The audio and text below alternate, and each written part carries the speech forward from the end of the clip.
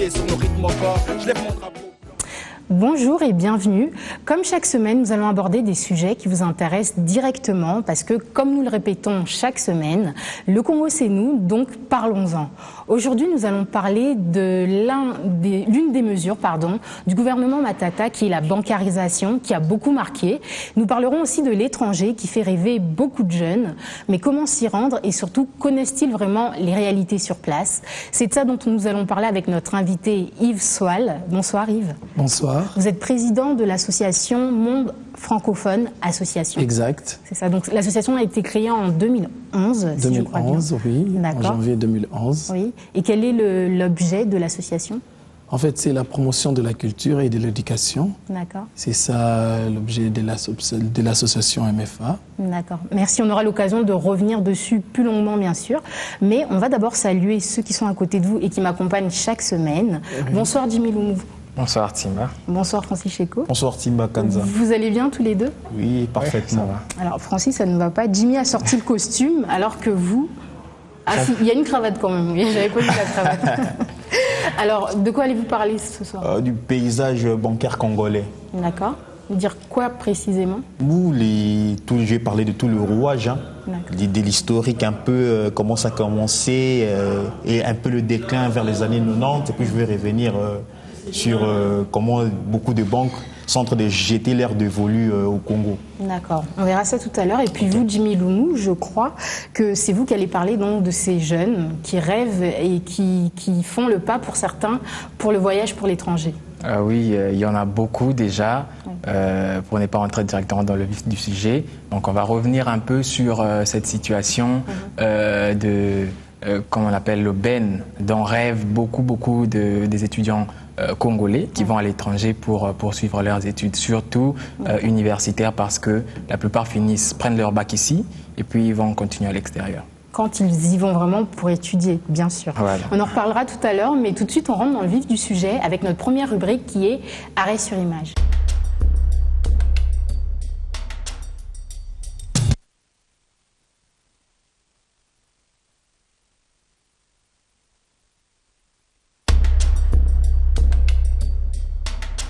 Alors, l'image qui nous a interpellés cette semaine, bien sûr, c'est celle de Daniel Mukoko Samba. Pourquoi lui? Tout simplement parce qu'il a été interpellé par les députés à l'Assemblée nationale pour présenter un bilan de sa bancarisation. Alors sa bancarisation entre guillemets, parce que ça avait commencé quand même avec Matata qui était au ministère des Finances, donc en juin 2011, et c'était sous le gouvernement de Mozito. Et puis le gouvernement Matata par la suite n'a fait que continuer, mais ça attribué quand même au gouvernement Matata. Donc cette bancarisation qui a beaucoup fait parler et couler d'encre. Donc ceux qui étaient pour, ceux qui comprenaient pas vraiment ce que c'était. Donc au final, comment ça s'est passé? Avant que moi je vous donne plus d'informations. Bon, déjà, on voulait en savoir un peu plus parce que la question de la bancarisation revenait un peu dans toutes les bouches, dans toutes les langues, parce que le gouvernement Matata, il faut le dire, a quand même on doit quand même beaucoup d'évolution à ce gouvernement. Ouais. Pourquoi? Parce que ce gouvernement, quand il est arrivé au pouvoir, c'était un gouvernement qu'on a traité des technocrates, donc c'est-à-dire des personnes qui s'y connaissent dans la question des finances. Donc on attendait forcément beaucoup d'eux aussi dans ce domaine. On entendait beaucoup, surtout sur la question financière. Donc tout de suite, la question de la bancarisation est arrivée, qui est l'un des points forts, si on peut le dire comme ça, du gouvernement. Bien que plus d'un pense encore qu'il y a encore beaucoup qu'on doit revoir dans cette bancarisation. Alors justement, cette bancarisation, en quelques mots, comme je le disais, ça a été mis en place en juin 2011 et c'était prévu que ça se termine en juin 2013. Donc, ce qui est largement passé. Il y a eu quelques soucis parce que ça a été mis en place progressivement. D'abord les ministères et puis les administrations... les administrations publiques. En général, oui. Ensuite, les enseignants et la force publique. Voilà. Ça, c'était l'ordre progressif. Et puis, bon, d'après les premiers chiffres du gouvernement, il y aurait eu une économie de 7 milliards qui aurait été faite. Donc ça vient au courant. Oui, des fonctionnaires abstraits.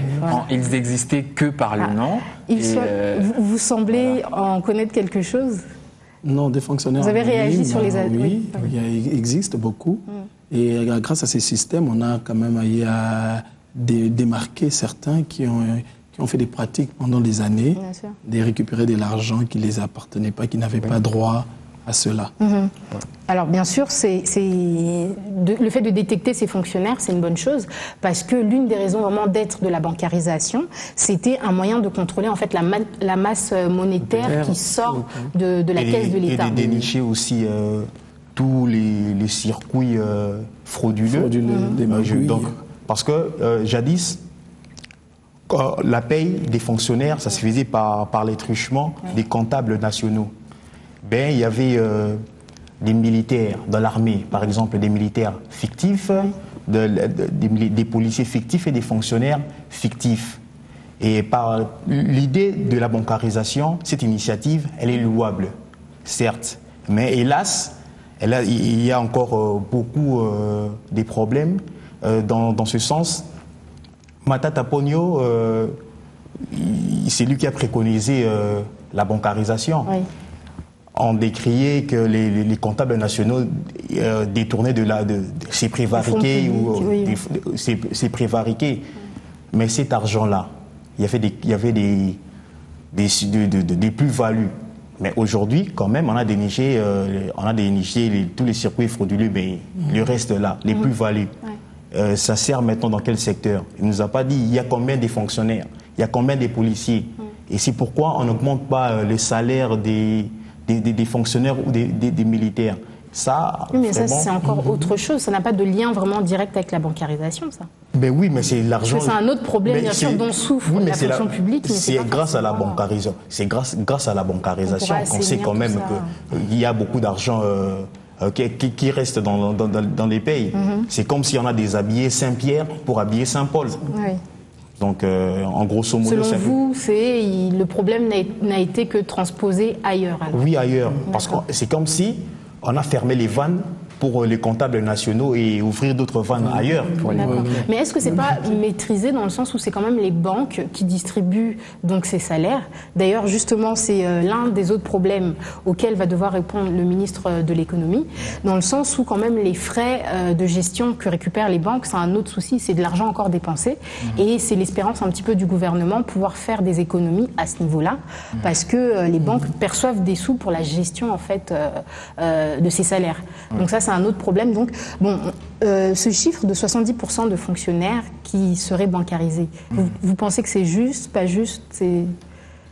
Est-ce qu'on est vraiment arrivé aux 70% bancarisés? Bon, moi, je pense que la question de la bancarisation ou des chiffres n'a pas le droit d'être posée. Pourquoi? Parce que déjà, on a du mal à nous dire combien il y a dans l'effectif des fonctionnaires. C'est un problème. Il faut partir de là pour essayer de donner un chiffre. Quand on dit 70%, par exemple. C'est 70% de quoi? Sur base de quoi? Sur base de quoi? Oui. Tu vois? Donc, il faudrait d'abord qu'on commence par recenser tous ces fonctionnaires et puis nous dire, bon, avant, avec les effectifs, il y en avait autant. Oui. Maintenant qu'on a fouillé et qu'on a vu qu'il y avait des effectifs, il y avait des fictifs, maintenant, il y en a autant. Et par rapport à ça, nous, on a pu faire notre travail pour bancariser autant, il en reste autant. Là, la question des chiffres aura sa place. Contrairement à la population qui semble plutôt être satisfaite de cette bancarisation, bien qu'elle ait eu du mal à comprendre un peu au début, vous êtes plutôt de l'avis des députés qui semblent être moins satisfaits, on va dire, par cette mise en place. Oui.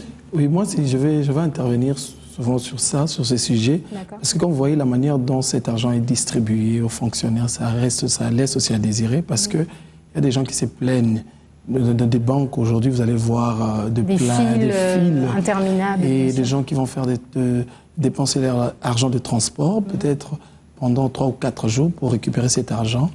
Et puis, vous allez voir, quand ils font des calculs, ils peuvent dépenser. Parfois, les gens atteignent même la moitié de leur salaire. Uniquement pour pouvoir aller retirer l'argent. Ça aussi, c'est un problème qui doit interpeller le gouvernement, d'essayer de résoudre avec des banques ces problèmes de récupération. Mais c'est aussi apparemment un problème de connaissance, parce que c'est quand même une population qui n'était pas habituée au système bancaire.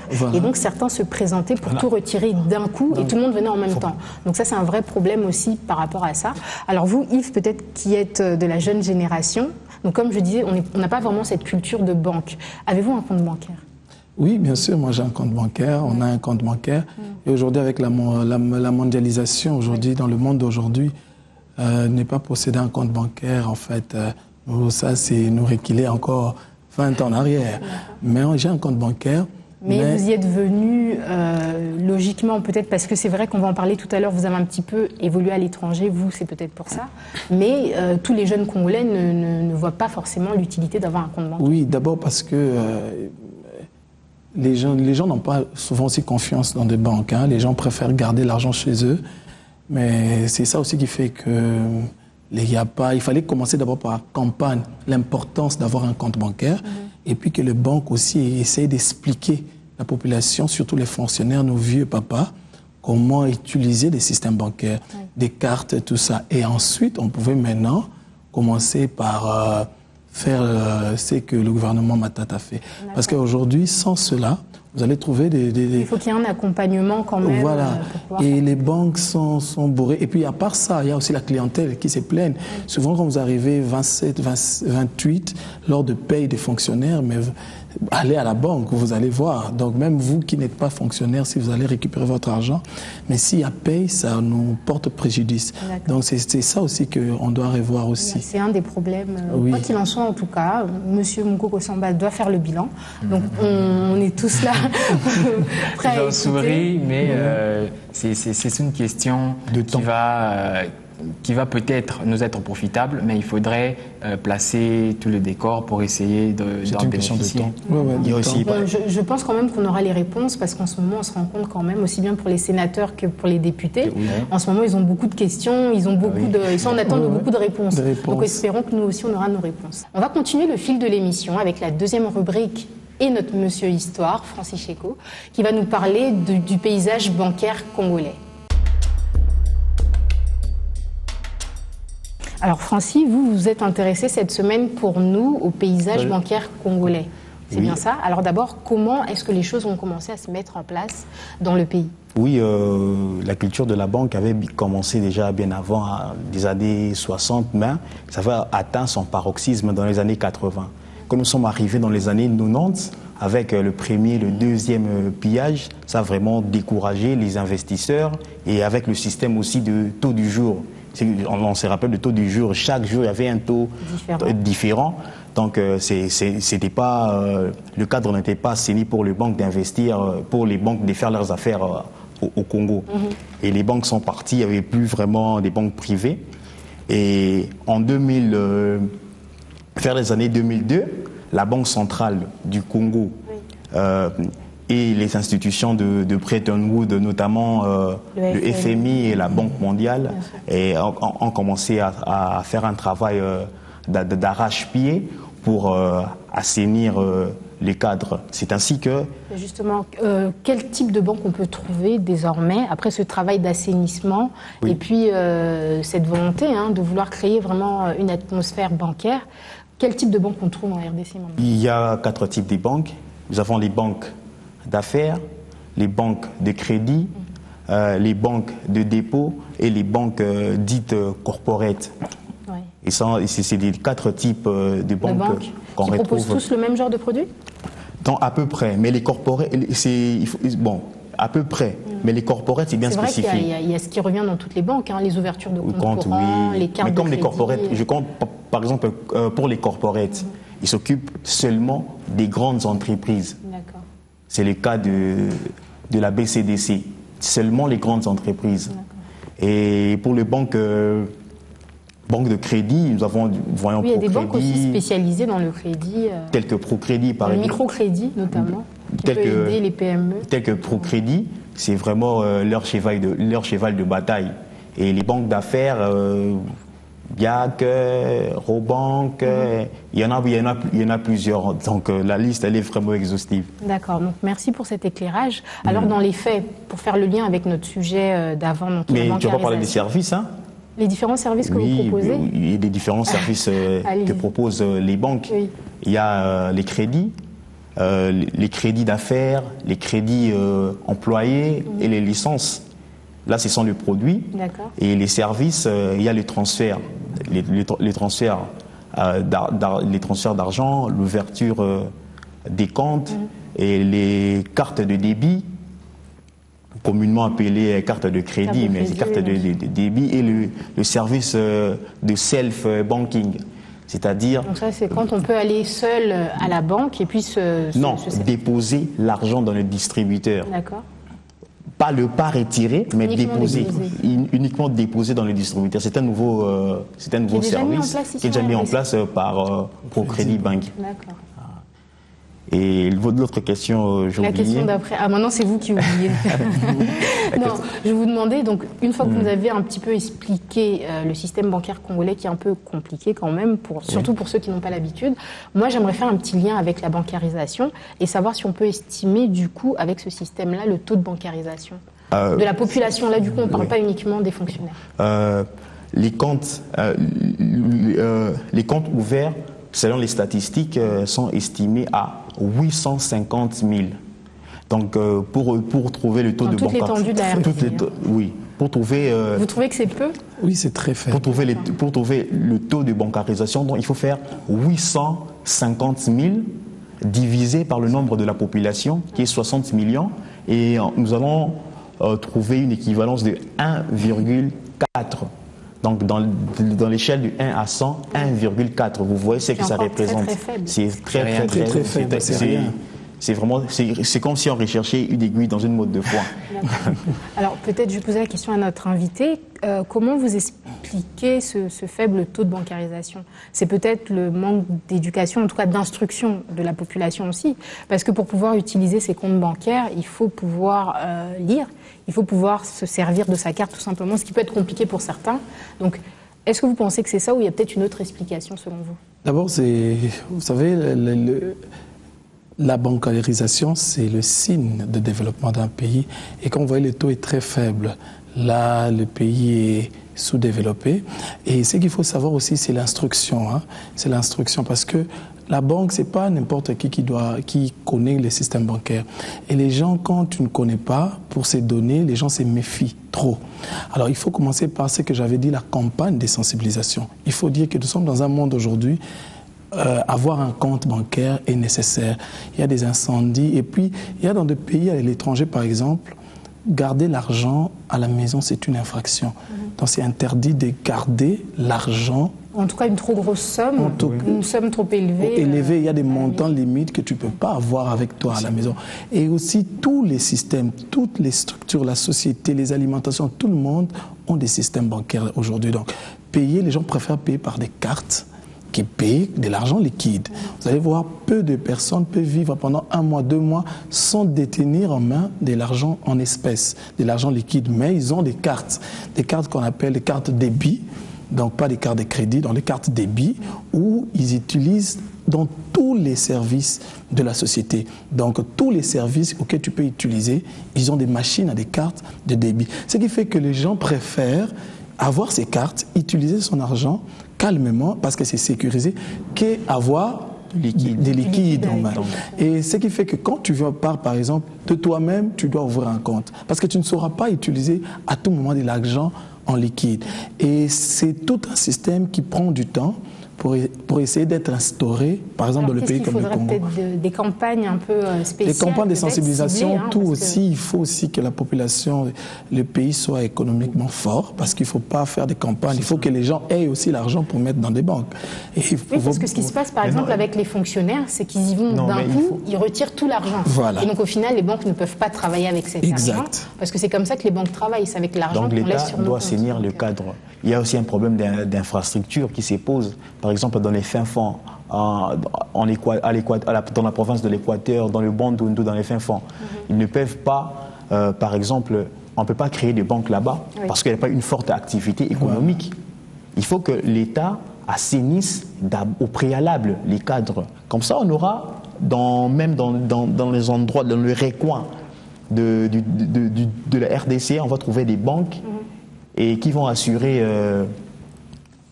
parfaitement la vie financière ou la vie économique.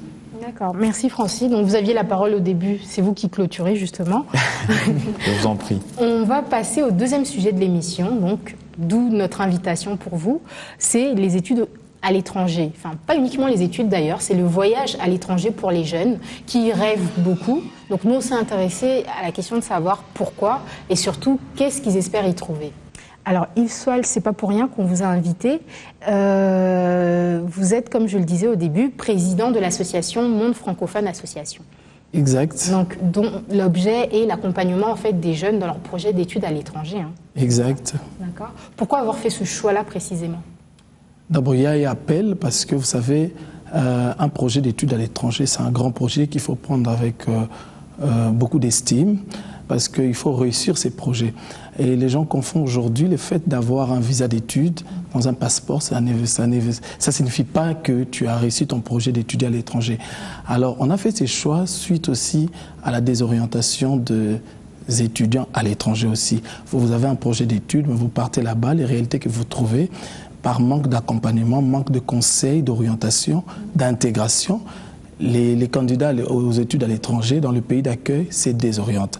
Et voilà pourquoi nous, le MFA, nous avons mis en place cette structure d'accompagnement par des conseils, des orientations pour mener à bien le projet d'études des jeunes Congolais qui désirent vers l'étranger. Bien sûr. Alors vous savez totalement de quoi vous parlez parce que vous avez vous-même étudié d'abord en Inde et actuellement vous étudiez encore au Canada. Oui. Alors pourquoi vous aviez fait cette démarche qui est un peu différente, qu'on ne trouve pas chez la plupart des jeunes Congolais qui préfèrent soit rester dans les pays étrangers à la fin de leur visa ou soit carrément qui prennent les visas et qui ne vont même pas étudier, mais c'est juste un moyen en fait pour sortir du pays. Alors que vous êtes quand même revenu et vos connaissances, c'est l'impression que vous donnez en tout cas, vous les mettez à contribution pour le pays. D'abord, la plupart, partir à étudier à l'étranger ne veut pas dire rester ou immigrer à l'étranger. Ça, c'est ça la différence qu'on doit faire. Oui, parce que c'est l'amalgame qui est fait. On va d'ailleurs le voir dans notre rubrique d'après dans l'œil du Congo. On a posé la question à la population congolaise de savoir, visa d'études, est-ce que c'est juste une astuce? D'après votre propre expérience, quelles sont les réelles motivations de ces jeunes qui partent? D'abord, vous savez, le voyage, l'expression courante, les voyages forment la jeunesse. Partir à l'étranger, c'est un bon projet, mais dont le principal, c'est de construire un avenir. Et quand les jeunes partent à l'étranger, vous avez un projet d'études à l'étranger, c'est pour aller acquérir des informations et puis par la suite revenir. C'est pour ça que dans la plupart des pays étrangers maintenant, quand vous avez un visa d'études, vous ne pouvez pas immigrer, vous ne pouvez pas rester. Mais certains pays, donc, il y a un suivi qui est fait quand même par la suite. Déjà. Parce que l'étudiant déclare que je pars et puis par la suite, à la fin de mes études, je vais revenir. C'est pour ça même lors de la plupart de lettres, des cas de refus de visa, on écrit que vous ne nous avez pas convaincu que vous allez retourner à la fin de vos études. C'est parmi des mots-clés d'un refus de visa. Donc quand on vous refuse un visa, on vous dit carrément que... Il faut dire quoi pour montrer qu'on a la volonté de rentrer? Il faut avoir d'abord un projet. On ne donne pas de piste à ceux qui veulent un visa pour quitter le Congo. Hein, mais il y a des types de visas. Il y a le visa touristique, quand vous partez pour du tourisme. Il y a les visas d'établissement. Mais qui sont octroyés beaucoup plus difficilement quand même que les visas. Parce que les gens partent pour le non-retour. Hein. Ça, c'est connu. Parce que vous savez, quand vous revenez 20 ans en arrière, quand des gens partaient pour étudier à l'étranger, étudier réellement à l'étranger, et puis revenez. Mais aujourd'hui, le fait d'avoir un visa, quel que soit le type, que ce soit études, que ce soit touristique, partir à l'étranger déjà, c'est le non-retour qui s'impose. Alors, que ce soit du côté du gouvernement à travers leurs ambassades, que ce soit du côté des universités, ils mettent en place des mécanismes pour s'assurer réellement qu'un étudiant, quand vous partez à l'étranger, c'est réellement pour étudier. Oui, pour étudier d'abord et ensuite revenir dans votre pays. Voilà pourquoi nous, au MFA, par exemple, on a mis en place le service d'orientation.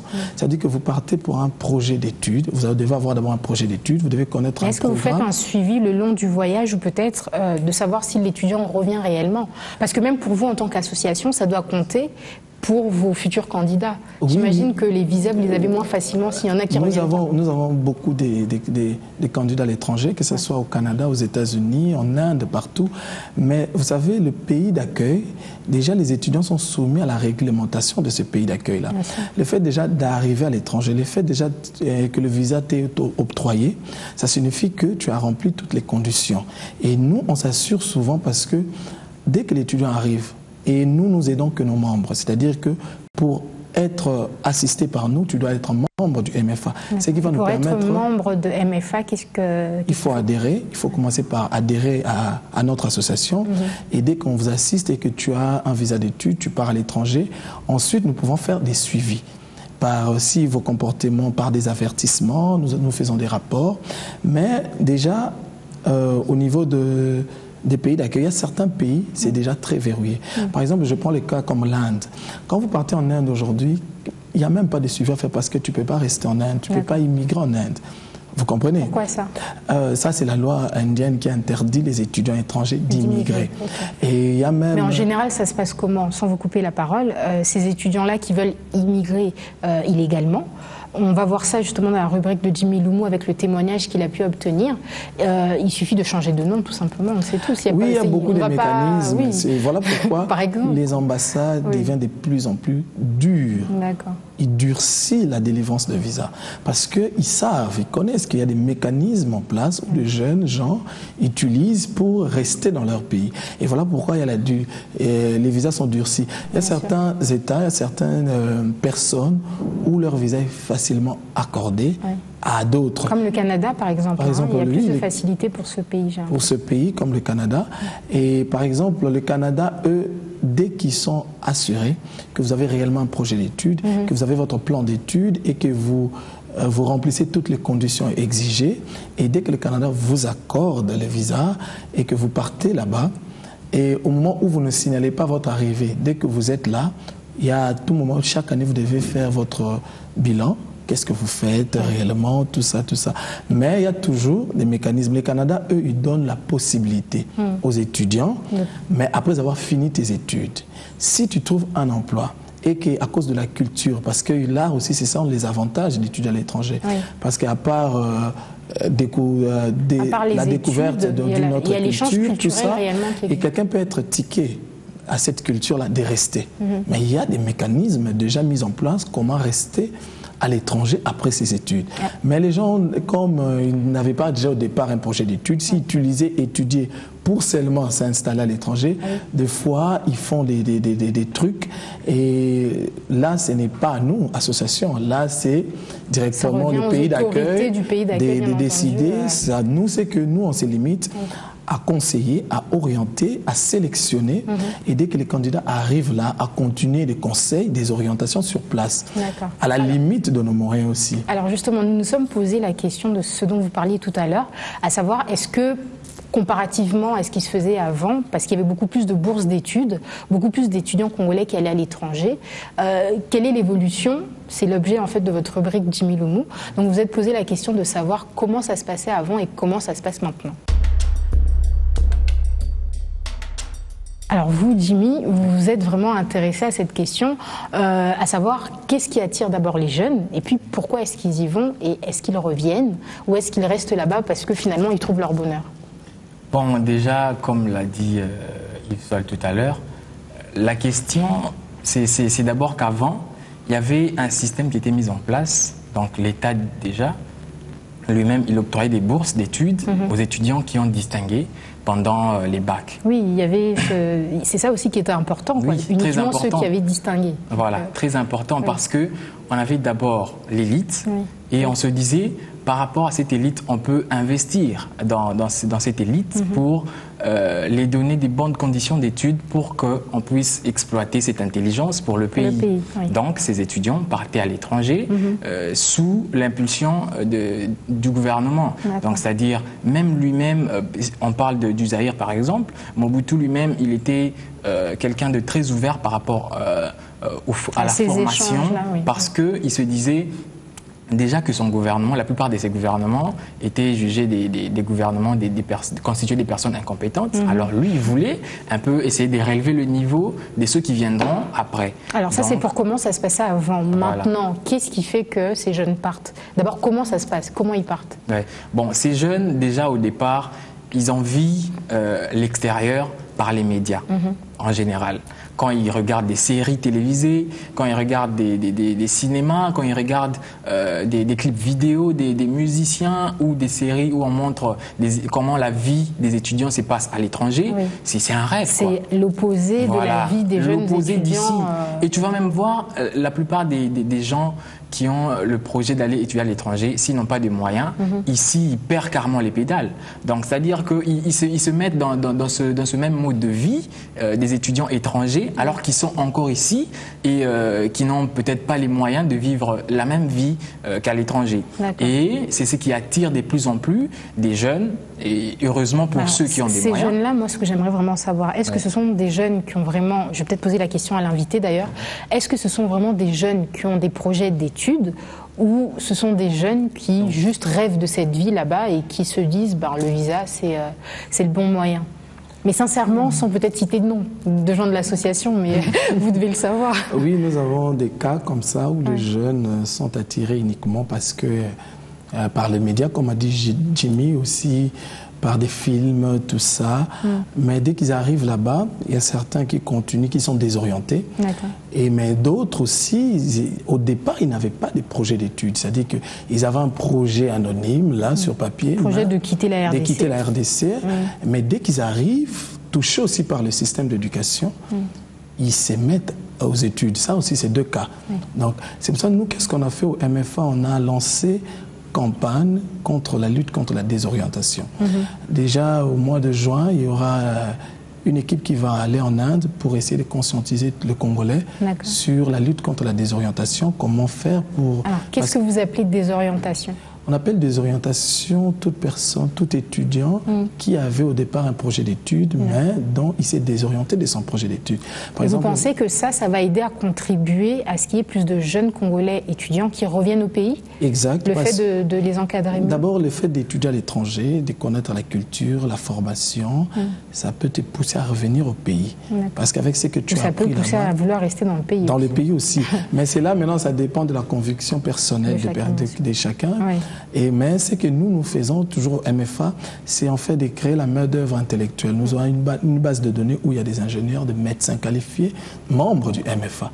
Donc, à tout moment, on peut faire appel à ces gens-là, après avoir étudié, même s'ils restaient à l'étranger, de venir, parce que le Congo, c'est leur pays d'origine, de contribuer au développement de notre pays. Alors ça, comment c'est possible? Parce qu'il faut quand même leur donner cette envie. Est-ce que vous êtes en association avec des entreprises, peut-être, pour leur proposer du travail ou leur donner les premières démarches à faire, peut-être? Ça aussi, c'est le problème. La plupart des non-étudiants posent à l'étranger, mais on va revenir au pays. Est-ce qu'on a un emploi mieux, peut-être mieux rentable qu'ici? Et puis, il y a la question de la rémunération, quand même. Ça, c'est l'appel, l'interprétation qu'il faut interpeller derrière le gouvernement. Quels sont les systèmes en place d'emploi qui pourra attirer nos compatriotes qui sont à l'étranger de revenir servir le pays. Ça, je crois, c'est au niveau du gouvernement.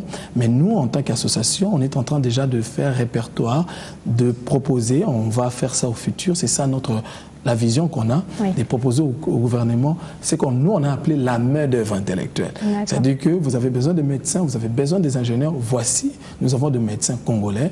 Et qui ont suivi une formation hautement qualifiée, bien sûr. Et je crois que ça peut intéresser le gouvernement congolais, c'est cette vision de la main-d'œuvre intellectuelle. Et ça commence d'abord à envoyer ces jeunes gens ils sont très nombreux en train d'étudier dans de différents programmes d'études en médecine, que ce soit en administration des affaires, que ce soit en ingénierie à l'étranger. Et je crois bien que dans 10 ans, dans 15 ans, on aura besoin de ces jeunes ici au pays. Bien sûr. Alors c'est bien, vraiment vous m'aidez beaucoup depuis tout à l'heure. Le fait que vous vous projetiez, Jimmy, j'aimerais savoir qu'est-ce que ça implique pour le pays, ces étudiants qui vont à l'étranger. Est-ce que c'est quelque chose à encourager ou pas d'ailleurs? Est-ce qu'on en bénéficie réellement? Et c'est par là que vous allez construire. Oui, bon, moi je pense que, à mon humble avis, ces étudiants, c'est vraiment une opportunité pour le pays qui n'a pas à lui-même les moyens de donner cette qualification à ces jeunes pour essayer de les utiliser dans l'avenir. Donc, il faudrait pour le pays organiser un système de, j'appellerais pas ça de rapatriement, mais de retour pour servir son pays, mais tout en posant les cadres. Donc c'est-à-dire vous revenez, vous avez la certitude que quand vous allez revenir, vous aurez un emploi, vous aurez toutes les conditions réunies pour que vous puissiez mettre au service du pays les connaissances que vous avez acquises à l'étranger. Mais pour les jeunes, moi je dirais que c'est un constat que j'ai fait. Tous les jeunes qui partent à l'étranger ces derniers temps, ils vont la plupart pour étudier, mais nombreux n'étudient pas. C'est un grand problème. Mais pour ceux qui n'étudient pas, une conscientisation, comme l'a dit Yves tout à l'heure, donc serait bénéfique à ces jeunes pour essayer de profiter. Parce qu'il n'y a seulement pas de ces jeunes qui cherchent à étudier. Il y a aussi des gens qui n'ont pas d'argent ici au Congo, mais qui veulent étudier, avoir des connaissances. On a des génies en herbe ici. On ne peut même pas en parler. On a vraiment... Justement, Yves, on arrête par là la rubrique de Jimmy Loumou. Mais ce que moi j'aimerais savoir, ce ne serait pas aussi possible, peut-être l'inverse, plutôt que d'envoyer nos jeunes à l'étranger sans savoir s'ils vont revenir finalement, de peut-être importer cette culture de l'éducation étrangère ici au pays. Est-ce que ça c'est possible aussi ou pas? Ça c'est possible, c'est la volonté du gouvernement. Si vous voulez importer les systèmes d'éducation, les autres méthodes ici au pays, c'est pour ça, c'est pas à notre niveau. Nous, ce que nous faisons en tant qu'association, c'est d'essayer de donner l'ouverture à tout le monde. D'ailleurs, on va lancer le bourse de soutien académique. Là, c'est réservé exclusivement à des jeunes qui pourront poursuivre les études ici au Congo, que ce soit à l'UPC, à l'UPN, partout, à des institutions. Et c'est sur quels critères que vous attribuez On va essayer, on est en train de mettre les mécanismes en place où on aura des bourses de soutien académique. C'est-à-dire vous étudiez déjà, on vous soutient parce que vous avez distingué dans ça ou dans ça des jeunes qui ont de la volonté, comme a dit Jimmy, mais qui n'ont pas des moyens, même au Congo. Les moyens, aujourd'hui, on est dans un monde où on n'a pas que des moyens pour aller à l'étranger. Même le moyen pour poursuivre ici. Après le bac, quand vous obtenez, il y a beaucoup de difficultés même pour poursuivre les études ici au Congo. C'est pour uniquement des difficultés financières ou quel genre de difficultés? Mais oui, ça c'est le principal, mais il y a aussi des difficultés relationnelles, c'est-à-dire quelqu'un vous avez de moyens, mais le cadre ne vous permet pas d'étudier. Et il y a aussi un problème de programme d'études. Ça, c'est très, très important. Pour changer le système, il faut d'abord commencer à revoir le programme d'études qu'on offre ici au pays par rapport au programme d'études qu'on offre à l'étranger. Ici, il y a trop de généralités et à l'étranger, ils sont très spécifiques dans le domaine d'études. Yves, merci beaucoup déjà. On arrive à la fin de cette émission. Une dernière question à laquelle j'aimerais une réponse très brève. On a beaucoup parlé des bonnes choses, mais juste pour que les jeunes sachent à quoi s'en tenir, quelles sont les mauvaises choses ou quelles sont les réalités, les difficultés auxquelles sont confrontés vos jeunes quand ils sont à l'étranger? Très rapidement, juste pour se faire une idée et aider ceux qui veulent y aller. D'abord, la langue, l'influence et l'indépendance aussi. Ce sont des inconvénients des études à l'étranger.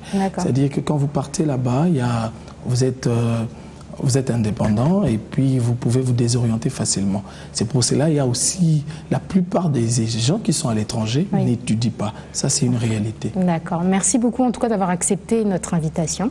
Merci, c'est moi qui vous remercie. Merci Jimmy Loumou d'avoir été là. Merci Francis Cheko. On vous retrouve la semaine prochaine.